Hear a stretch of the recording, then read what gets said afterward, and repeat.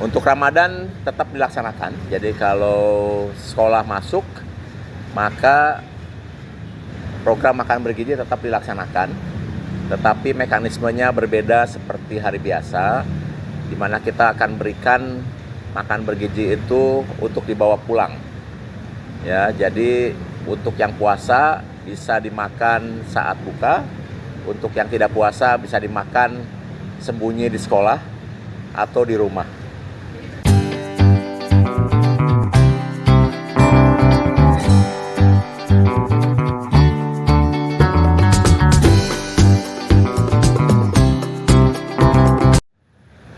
Baik, terima kasih. Assalamualaikum warahmatullahi wabarakatuh. Selamat siang dan salam sejahtera untuk kita semua. Shalom, Om Swastiastu, Namo Buddhaya, salam kebajikan. Hari ini kami Badan Gizi Nasional termasuk salah satu yang dipanggil ya.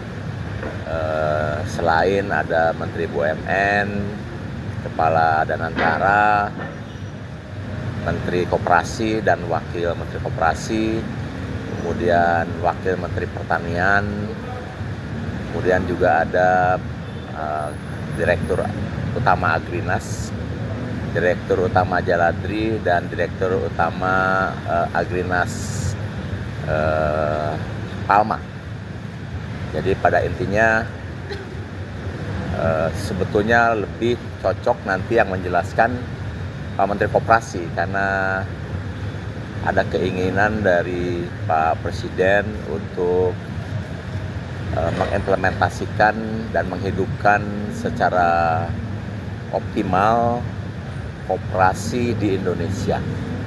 Dan kemudian kami diminta untuk bersinergi satu dengan yang lainnya agar ekonomi desa bisa bangkit, masyarakat bisa makmur karena peran serta koperasi.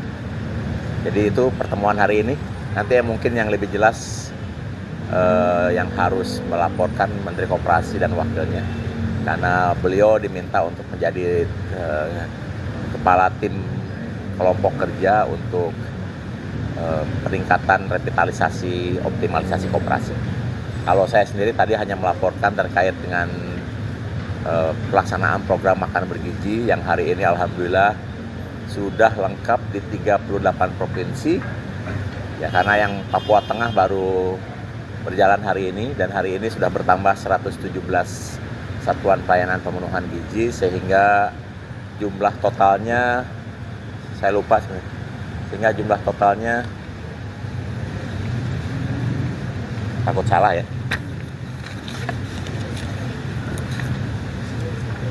berjumlah 693 satuan pelayanan pemenuhan gizi di seluruh Indonesia. Jadi dalam waktu 1,5 bulan, alhamdulillah sekarang sudah mencapai di 38 provinsi dan di 693 satuan pelayanan.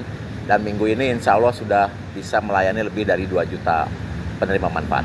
Itu yang bisa saya sampaikan. Terima kasih. Pak, terkait bulan Ramadan yang lagi akan masuk dan kebagian makan bergizi untuk di sekolah-sekolah bagaimana? Ya, untuk Ramadan tetap dilaksanakan. Jadi kalau sekolah masuk, maka program makan bergizi tetap dilaksanakan. Tetapi mekanismenya berbeda seperti hari biasa, di mana kita akan berikan makan bergizi itu untuk dibawa pulang. Ya, jadi untuk yang puasa bisa dimakan saat buka, untuk yang tidak puasa bisa dimakan sembunyi di sekolah atau di rumah. Ya, jadi bentuk makanannya bentuk makanan yang tahan lama, seperti contohnya susu, telur rebus, kurma, kemudian kue kering fortifikasi, buah, dan lain-lain. Ya, mungkin juga sesekali ada bubur kacang hijau atau kolak. Yang jelas sumber komposisi gizinya tetap, di mana di situ ada protein, ada karbohidrat, dan ada serat. Ya, jadi tahun lalu kita melaksanakan menggunakan paper bag. Tapi tahun ini alhamdulillah sudah berhasil diuji coba. Jadi ada uji coba di Sukabumi, di mana anak-anak diberi makanan yang dibawa dengan kantong ke rumah. kemudian besoknya kantongnya harus dibawa kembali, ditukar dengan kantongnya isi, sehingga tidak menimbulkan sampah, dan melatih juga anak-anak supaya disiplin bahwa kantong itu bisa ditukar setiap hari. Itu bentuk pelaksanaan untuk Ramadan. Jadi kita akan tetap melaksanakan 5 hari pertama kan libur ya. Begitu masuk kita langsung memberikan pelayanan makan bergizi sampai kemudian hari menjelang Idul Fitri. Ya. Ya sama. Yang non muslim juga sama. Memang ada usulan kalau yang di daerah non muslim tetap masak seperti biasa, tapi kan tetap ada yang puasa ya. Jadi kita akan samakan. Nanti kita akan evaluasi setelah berjalan 1 minggu gitu, apakah di daerah yang non muslim sama seperti yang pada umumnya atau diberikan treatment khusus.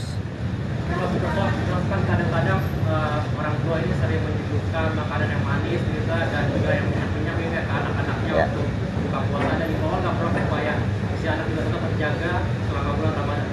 Ya, jadi ini kan program makan bergizi tidak hanya bagaimana memenuhi komposisi gizi, kandungan kalori dan lain-lain, tapi juga edukasi ya, bahwa kita memberikan makanan yang segar setiap hari, mengurangi kandungan gula yang terlalu berlebihan, dan menyajikan makanan-makanan yang sehat seperti itu. Dan mudah-mudahan nanti dengan bentuk makanan yang diberikan oleh Badan Gizi bisa dicontoh di rumah masing-masing.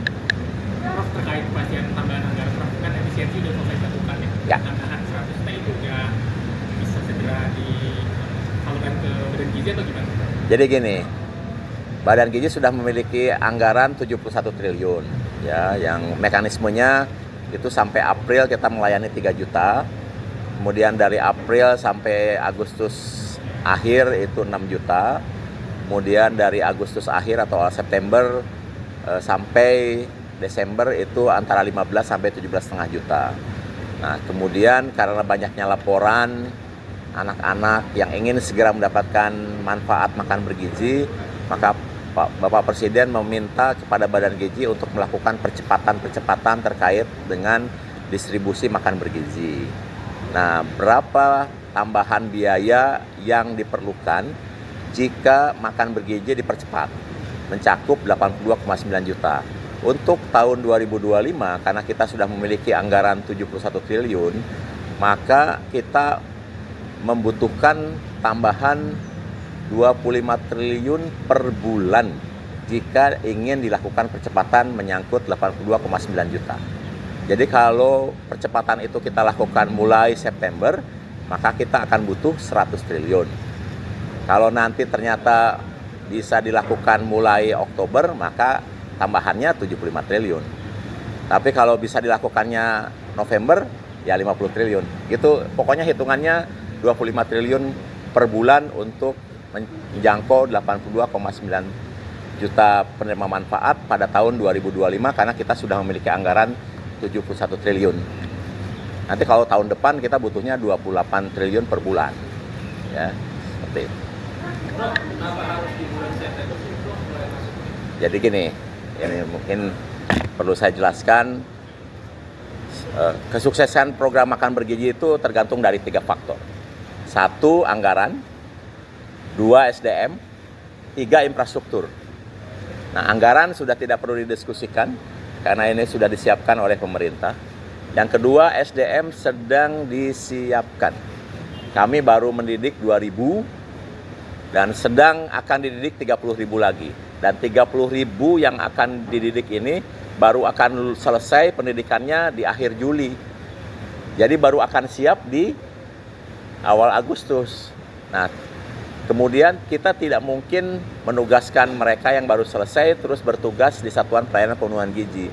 Mereka harus orientasi lapangan, melakukan koordinasi dengan kepala sekolah, melakukan koordinasi dengan pemerintah daerah, melakukan koordinasi dengan masyarakat, dan lain-lain. Sehingga kami menduga SDM ini baru akan bisa siap melayani di September. Itu ya. Kenapa kemudian terjawab harus mulai September? Karena SDM-nya baru akan siap untuk turun lapangan itu Agustus dan melakukan pelayanan di September. Nah, kunci yang berikutnya adalah infrastruktur. Nah, infrastruktur inilah yang kemudian kami membuka kemitraan yang seluas-luasnya dengan berbagai pihak mulai dari catering, swasta, UMKM, TNI, Polri, BIN, kementerian-kementerian lain, kemudian pemerintah daerah, ya, kemudian koperasi, Muhammadiyah, NU, HIPMI, INKU, dan lain-lain. Karena tiga faktor itu yang penting sekali. Jadi kenapa percepatan harus mulai September? Karena itu faktor. Cukup ya? Terima kasih ya. Oke.